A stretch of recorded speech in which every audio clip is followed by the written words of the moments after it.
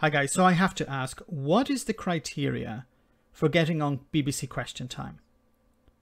Do they take people off the street or from their caravan and say to them, do you know anything about this topic? And the response from these people is, I know absolutely nothing about this topic. So they say, welcome aboard, great, we'll have you on the show on Wednesday night or Thursday night or whenever to talk about this topic. So you're going to hear from a man who probably, I put money on it, that he voted for Brexit. And he's going to explain his issue with goods moving from Great Britain to Northern Ireland. It's an absolute nonsense, isn't it? I mean, there's nobody suggesting for a minute that the chilled meats coming from the mainland to Northern Ireland are in any way unsafe. Okay, Colonel Mustard, it's not about chilled meats moving from the mainland, although some people might have an issue with that word, to Northern Ireland. The issue is chilled meats in this case, and also other products, moving from outside the single market into the single market. Now, when you voted for Brexit, I imagine you didn't know what you were voting for, but when you voted for Brexit, you began a process that eventually resulted in Great Britain being outside the single market, becoming a third country, and Northern Ireland remaining part of the single market for goods.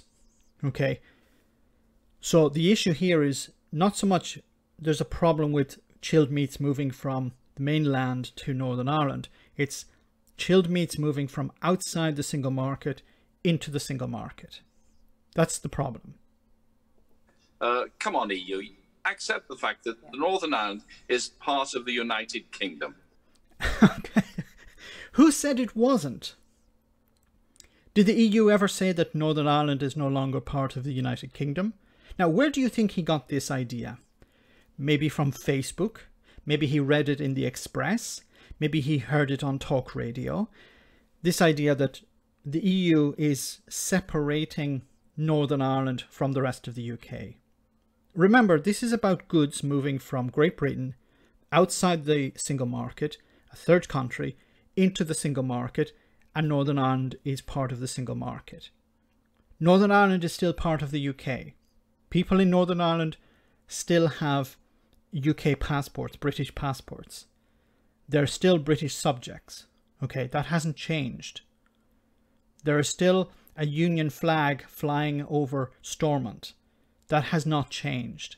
I don't know where he's getting his ideas from. Probably Facebook. And let's get round the table and sort it out.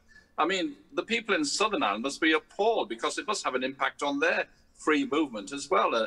What do you mean, the people's free movement?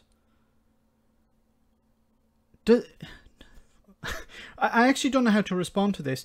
Does he believe that the people in the Republic of Ireland aren't free to travel between the Republic of Ireland and Northern Ireland?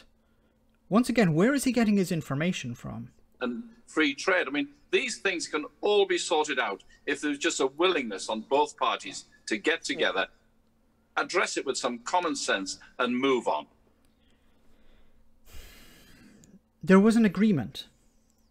One side is not upholding their side of the agreement. That's the problem. It's not about getting in a room together and having a bit of a chin wag. This is about the European Union asked the UK government, will you carry out the checks on our behalf? And the UK government said, yes, we will. And the EU said, okay, can we have it in writing? And the UK government said, yes, you can. And they signed, yes, we will do X. And now they're not doing X. And it's not about putting people together in a room and working it out. It's about one side respecting the agreement that both sides signed up to.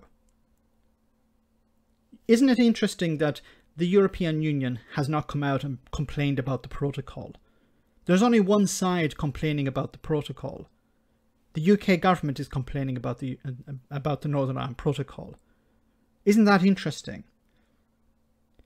You know, you would think that if the protocol was problematic, also the EU would have some issues with it. But the EU have no problem because they actually understand it. They read it, they understood it before they signed it.